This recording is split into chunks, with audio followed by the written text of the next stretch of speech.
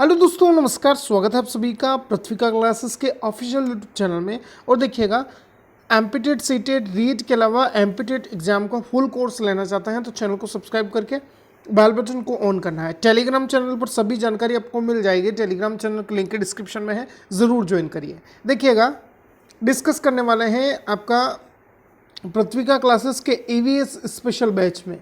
यह देखिएगा, बहुत ही आपका अच्छा बैच है जिसमें ईवीएस के एमपीपीबी के सिलेबस के अकॉर्डिंग क्वेश्चंस रहते हैं जो कि आपका सीटेट रेट में भी आपको उपयोग में आएंगे। पहला क्वेश्चन आपके सामने है, जल्दी से आंसर कर देना है। वनों के महत्व का कारण क्या है? क्यों वनों के महत्व को हम बार बार तवज्जो देते रहते हैं कि वन महत्वपूर्ण है? तो इसका जो है यहाँ पर कौन वन के महत्व को यहाँ पर समझाता है, वनों के महत्व को? तो देखिएगा, वनों के महत्व का कारण ग्रीन हाउस को बढ़ावा देना है। आया समझ में? जो ग्रीनरी है उसको बढ़ाने को ये दर्शाता है। पहला ही ऑप्शन अपना यहाँ पर सही होगा। चलिएगा, नेक्स्ट क्वेश्चन आपके लिए है, मानव पर्यावरण संबंध एक ब्लैंक दिया है, संकल्पना है। ऋणात्मक संकल्पना होगी, धनात्मक है, संज्ञानात्मक या सभी? बताइएगा। तो देखिएगा, मानव और पर्यावरण का संबंध देखिए ऋणात्मक भी होता है कि जो मनुष्य है आपका वो पर्यावरण को लगातार आपका नुकसान पहुंचाता जा रहा है। धनात्मक भी है कि पर्यावरण हमें बहुत सारी जो आपका उपयोगी वस्तुएं हैं, इसके अलावा सबसे महत्वपूर्ण हमारी जीवनदायिनी जो गैस है ऑक्सीजन, वह हमें पर्यावरण देता है। संज्ञानात्मकता यह होता है, संज्ञानात्मक संकल्पना यह होती है मानव और पर्यावरण के बीच में कि एक दूसरे के बीच में हम जानते हैं अगर पर्यावरण नहीं होगा तो हम भी आपका जीवित नहीं रह पाए हैं, तो एक दूसरे के पूरक मान सकते हैं। तो सभी के लिए जाएंगे, डी ऑप्शन अपना यहाँ पर सही होगा। बहुत इंपॉर्टेंट क्वेश्चन हो जाता है। चलिएगा, नेक्स्ट क्वेश्चन आपके लिए है, वायुमंडल की सबसे निचली परत कहलाती है, क्या कहेंगे? बताइएगा। तो देखिएगा, ऑप्शन से अपने पास समताप, आयन, ओजोन मंडल और शोभ मंडल। तो देखिएगा, वायुमंडल की सबसे निचली परत की बात करें तो यहाँ पर आपका आता है शोभ मंडल। है समझ में? शोभ मंडल जो है आपका माने तो देखिएगा 0 से कम 8 से 18 किलोमीटर तक ही आपका फैली है समझ में, जिसमें आपका जो सभी जो पारिस्थितिकी तंत्र है, जैवमंडल है, ये सब कुछ जो मौसम संबंधी घटनाएं हैं ये कहाँ पर आपका बनती है? तो सब कुछ जो होता है ये शोभ मंडल में होता है। शोभ मंडल के बाद में आपका आता है समताप मंडल, समताप मंडल के बाद आता है मध्य मंडल, मध्य मंडल के बाद आयन मंडल, आयन मंडल के बाद आपका ओजोन मंडल। इस तरह से आपको याद रख लेना है, बहुत इंपॉर्टेंट है, क्वेश्चन बन सकता है आपके लिए। चलिएगा, नेक्स्ट क्वेश्चन की तरफ चलते हैं। छात्रों में रटने की प्रवृत्ति रोकने हेतु कैसे प्रश्न पूछने चाहिए? देखिएगा, इसमें रिपीटेड क्वेश्चंस भी हैं जो बार बार टेस्ट में पूछे जाते हैं और आपके लिए बहुत ही इंपॉर्टेंट रहने वाला है ये सेशन। तो वीडियो को देखिएगा, पूरा देखिएगा। आप लोग सभी से रिक्वेस्ट है वीडियो को अंत तक जरूर देखिए। चलिएगा, तो रटने की प्रवृत्ति रोकने के लिए हम जो है वस्तुनिष्ठ प्रश्न पूछेंगे, जैसा कि आपका अभी मैं पूछ रहा हूँ आपसे। तो यहाँ पर आप चारों ऑप्शन से गैस करेंगे आंसर को और आप आंसर कर सकते हैं। इस तरह से होता है आपका यहाँ पर जो रटने की प्रवृत्ति है उसको हम यहाँ पर कुछ तक रोक सकते हैं, इतना ध्यान रखिएगा। वस्तुनिष्ठ प्रश्न पूछेंगे। चलिएगा, नेक्स्ट क्वेश्चन है, राष्ट्रीय साक्षरता मिशन की शुरुआत किस राज्य से हुई थी? बताइएगा। तो राष्ट्रीय साक्षरता मिशन की शुरुआत जो है आपका केरल से स्टार्ट हुआ था। आया समझ में? सी ऑप्शन अपने को यहाँ पर टिक करना है। और देखिएगा, साक्षरता के मामले में सबसे टॉप पर अभी भी आपका केरल ही बना हुआ है। आया समझ में? बहुत इंपॉर्टेंट है, आपको ध्यान रखना है। चलिएगा, नेक्स्ट क्वेश्चन की तरफ बढ़ते हैं। एक विज्ञान शिक्षिका श्वसन प्रकरण पढ़ाने के बाद परीक्षा का आयोजन करती है और यह देखती है कि अधिकांश विद्यार्थी श्वसन और सांस लेने के बीच के अंतर को नहीं समझते हैं। अभी भी देखिएगा, पूरा आपने टॉपिक पढ़ा दिया है श्वसन से रिलेटेड, और उसके बाद क्या है, परीक्षा का आयोजन मतलब टेस्ट हुआ है। अब क्या होता है कि बच्चे जो है श्वसन और सांस लेने के अंतर को अभी भी समझ नहीं पाए हैं कि ये होता क्या है, यह किसके कारण हो सकता है? बताइएगा। तो यहाँ पर पहला ऑप्शन आपके सामने है कि वह कक्षा में प्रभावी तरीके से संबंधित संकल्पनाओं को व्याख्या से समझा नहीं पाई है। टीचर की बात की गई है कि श्वसन और सांस आपका होता क्या है, यह जो है कॉन्सेप्ट जो है जो टीचर है उसने सही ढंग से बताया नहीं है। फिर वहाँ उनकी कक्षा अध्यापिका नहीं है, क्लास टीचर नहीं है, जो टीचर है आपका पढ़ा रही है यहाँ पर, ये भी हो सकता है। बताइएगा क्या होने वाला है। फिर दिया है सी ऑप्शन, विद्यार्थी प्रश्न को सही नहीं समझ पाए कि मैम जो है हमसे क्या प्रश्न पूछ रही हैं। फिर शिक्षिका की कक्षा में प्राय बहुत अनुशासनहीनता रहती है।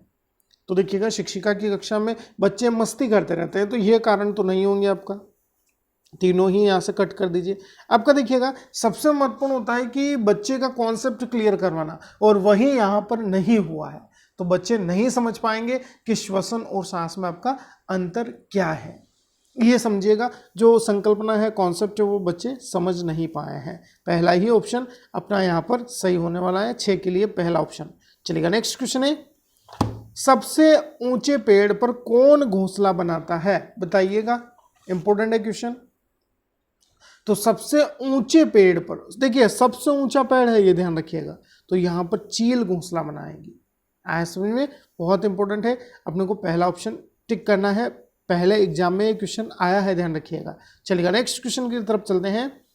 ओजोन परत की मोटाई नापने की इकाई कौन सी होगी? बताइएगा। ओजोन परत की मोटाई मापने के लिए आपका देखिएगा डाप्सन इकाई का हम प्रयोग करेंगे। आया समझ में? बी ऑप्शन टिक करिएगा, वेरी इजी क्वेश्चंस कहेंगे इसको। तो चलिए नेक्स्ट क्वेश्चन है, एक बालक अपने घर के आसपास कचरा या गंदगी नहीं होने देता है तथा दूसरों को भी इसके प्रति सचेत करता है, यह पर्यावरण शिक्षण के किस उद्देश्य की पूर्ति करता है? बताइएगा। कि जो गंदगी है, बच्चे को पता है कि गंदगी करेंगे तो बीमारी होगी, आसपास मच्छर काटेंगे, मच्छर पैदा होंगे गंदे पानी से, गंदगी से, तो आसपास जो है वो जानता है कि जो कचरा है उसको देखिएगा आप अपने घरों से दूर रखिए, मतलब कचरा कहीं एक ऐसी जगह है वहाँ डालिए जहाँ पर कचरा रहता है, तो इसके प्रति दूसरों को भी वो कहता रहता है, सचेत करता रहता है कि कचरा न फैलाओ आप। तो इसका जो है पर्यावरण शिक्षण के अंतर्गत किस उद्देश्य की पूर्ति बच्चा कर रहा है? बताइएगा। तो बिल्कुल सही है, यहां पर आप डी ऑप्शन टिक कर रहे हैं, अनुप्रयोगात्मकता। मतलब यह कि बच्चा जानता है कि क्या प्रभाव होने वाले हैं और दूसरों को भी उनके प्रति सचेत कर रहा है। इतना आया समझ में? चलेगा, बहुत अच्छी बात है, डी ऑप्शन टिक कर रहे हैं। नेक्स्ट क्वेश्चन की तरफ चलते हैं, वेरी वेरी इंपॉर्टेंट, सीटेट के लिए आपका बहुत इंपॉर्टेंट क्वेश्चन है। वातावरण वह बाहरी शक्ति है जो हमें प्रभावित करती है, किसने कहा है? तो बहुत अच्छे, जिनकी तैयारी अच्छी है वो टिक कर रहे हैं, बी ऑप्शन जा रहे हैं आप सभी रॉस के लिए। चलेगा, बहुत अच्छी बात है। नेक्स्ट क्वेश्चन है, ओजोन गैस किस जगह पाई जाती है? बताइएगा, कौन से मंडल में मिलती है, मतलब यह पूछा है हमसे। तो ओजोन गैस जो है यहां पर आंसर जाने वाले हैं, समताप मंडल के ऊपरी भाग में मिलती है हमें ओजोन गैस, ये ध्यान रखिएगा। चलेगा, नेक्स्ट क्वेश्चन है, वह कौन सी फसल है जिससे अल्कोहल और बियर जो है तैयार की जाती है? गेहूं, चावल, जौ, मक्खन, पहले पूछा गया है क्वेश्चन, ध्यान रखिएगा। तो देखिएगा अल्कोहल और बियर जो है ये आपका जो है फसल उससे तैयार की जाती है, जौ की फसल होती है यह। सी ऑप्शन अपने को टिक करना है। चलेगा, नेक्स्ट क्वेश्चन आपके लिए है, कोई बालक पुरानी फटी टूटी अनुपयुक्त वस्तुओं से कोई उपयोगी वस्तुओं का निर्माण कर लेता है। देखिएगा, कोई ऐसी वस्तुएं जो हमारे घर में है वो उपयोग में नहीं आ रही है, अनुपयुक्त है, मतलब उनका कोई यूज नहीं हो रहा है। अब बच्चा क्या करता है, इनका इस्तेमाल करके इनको आपका दूसरी जो नई वस्तु है उसका निर्माण करने में इसको उपयोग कर लेता है, इन वस्तुओं को। तो यह बालक किस वर्ग में आएगा? बताइएगा। बहुत ही अच्छा क्वेश्चन पूछा है, बिल्कुल से जवाब देना है, सृजनशील या क्रिएटिव चाइल्ड इसे हम कहेंगे। आया समझ में? चलेगा, बहुत अच्छी बात है। नेक्स्ट क्वेश्चन की तरफ बढ़ते हैं, शरीर की सबसे लंबी अस्थि कौन सी है? अस्थि मतलब आपका हड्डी होता है, ध्यान रखिएगा। तो यहाँ पर सबसे लंबी अस्थि जो है ये आपका फीमर होगी, जो कि आपका जांग में मिलती है। आया समझ में? बहुत इंपॉर्टेंट है फीमर। नेक्स्ट क्वेश्चन की तरफ बढ़ेंगे, निम्न में से तना नहीं है, बताइएगा। तना नहीं है, आलू, गन्ना, बांस या गाजर, बताइए। तो तना देखिएगा इनमें से कौन नहीं है, तो देखिएगा बांस जो है ये तना नहीं होगा। आया समझ में? बहुत इंपॉर्टेंट क्वेश्चन हो जाता है। चलिएगा, नेक्स्ट क्वेश्चन की तरफ बढ़ते हैं, अस्थमा बीमारी है, बताइएगा। तो अस्थमा जो है ये जनरली जो है संबंध रखता है आपका सांस से संबंधित प्रॉब्लम होती है। देखिएगा जो ठंडी होती है, सर्दियों के मौसम में ये ज़्यादा आपको दिखने को मिलता है लक्षण, अस्थमा होता है। इनको धूल से भी आपका एलर्जी होती है, तो ये क्या है, सांस नहीं ले पाते हैं। ऐसा समझ में, डी ऑप्शन को यहाँ पर टिक करना है, सांस की तकलीफ होती है इनको। चलिएगा नेक्स्ट क्वेश्चन है, एक व्यक्ति दंत चिकित्सक से अपने दांतों में दर्द निवारण के लिए सुझाव मांगता है। रेगुलरली दांत इसके दर्द करते रहते हैं, एक पर्सन है कोई, तो चिकित्सक व्यक्ति को किस प्रकार के फल खाने का सुझाव देता है, कि रिकमेंड करता है डॉक्टर या चिकित्सक कि आप जो है रेगुलरली इन फलों का सेवन करिए। कौन से फल होंगे बताइएगा। तो देखिएगा बिल्कुल सही है, विटामिन सी की कमी है यहाँ पर, एक कोई भी पर्सन है या जो मरीज है उसको, तो खट्टे एवं गुद्देदार जो फल है वह आपका रिकमेंड करेगा डॉक्टर। ऐसा समझ में, बहुत इंपॉर्टेंट, सी ऑप्शन अपने को यहाँ पर टिक कर लेना है। चलिएगा नेक्स्ट क्वेश्चन की तरफ बढ़ते हैं। निम्नलिखित में से कौन सी ईवीएस की गतिविधि है या गतिविधियां हैं, बताइए। चित्र देखना है, फील्ड भ्रमण है, शामपट का उपयोग करना है, या उपरोक्त सभी होगा, बताइएगा। तो यहाँ पर देखिएगा आपका ईवीएस या पर्यावरण से संबंधित एक्टिविटी या गतिविधियां हैं, सभी होंगी। चित्र देखना भी गतिविधि के अंतर्गत आता है, फील्ड भ्रमण, कहीं आप घूमने जा रहे हैं, शामपट का प्रयोग, डी ऑप्शन अपने को यहाँ पर टिक कर लेना है। चलिएगा नेक्स्ट क्वेश्चन की तरफ बढ़ते हैं। ईवीएस कक्षा में समूह में सीखने का क्या उद्देश्य, वेरी वेरी इंपॉर्टेंट क्वेश्चन, बताइएगा। तो देखिए लड़के व लड़कियां अलग अलग सीखते हैं।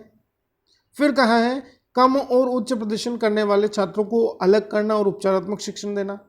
फिर पूछा है, देखिए क्वेश्चन को आपको ध्यान से पढ़ना है, पेडागोगी का यही रूल होता है, आप जितना ध्यान से क्वेश्चन को पढ़ेंगे केयरफुली उतना ही आपको अच्छे से क्वेश्चन समझ में आएगा। तो देखिएगा तीसरा ऑप्शन दिया है, सहयोग के मूल्यों को लागू करने और एक साथ काम करने के लिए प्रत्येक बच्चे को सक्रिय रूप से भाग लेने और सीखने में सक्षम बनाना समूह में सीखने का उद्देश्य होगा, या फिर छात्रों को आसानी से प्रबंधित करना और वर्कलोड को कम कर रहे हैं अपने, बताइएगा। तो समूह में सीखने का उद्देश्य क्या होगा, तो यहाँ पर सी ऑप्शन के लिए जाएंगे, सहयोग के मूल्यों को लागू कर रहे हैं। बिल्कुल, एक दूसरे से बच्चे जुड़ेंगे, कोऑपरेट करेंगे, एक दूसरे की मदद करेंगे। फिर एक साथ काम करने के लिए प्रत्येक बच्चे को सक्रिय रूप से भाग लेने और सीखने में सक्षम बनाना। बिल्कुल, प्रत्येक बच्चा जो है यहाँ पर एक्टिव होगा, इतना है समझ में, अपने हिसाब से कंट्रीब्यूट करेगा जो भी आपका एक्टिविटी पूर्ण करना है उसको। चलेगा नेक्स्ट क्वेश्चन आपके लिए है, wild life institute of India WWI कहाँ स्थित है, बताइएगा। अहमदाबाद में है, भोपाल में है, नई दिल्ली में है, या देहरादून में है, बताइएगा। तो देखिएगा wild life institute of India WWI है, यह जो है आपका पड़ता है देहरादून में, ध्यान रखिएगा। डी ऑप्शन अपने को यहाँ पर टिक करना है, बहुत इंपॉर्टेंट क्वेश्चन हो जाता है। आया समझ में, ये आपके टॉप 20 क्वेश्चंस थे। आई होप आपको समझ आए होंगे। इनके आंसर की भी मैंने यहाँ पर आपको सेट कर दी है। लेना चाहते हैं PDF तो टेलीग्राम चैनल को ज्वाइन करिए, वहाँ आपको PDF files, daily updates, quiz questions सभी मिलते रहते हैं। चलिएगा मिलते हैं एक नए अपडेट के साथ। चैनल पर नए हैं तो चैनल को सब्सक्राइब करके बेल बटन को ऑन करिएगा। धन्यवाद। जय हिंद, जय भारत।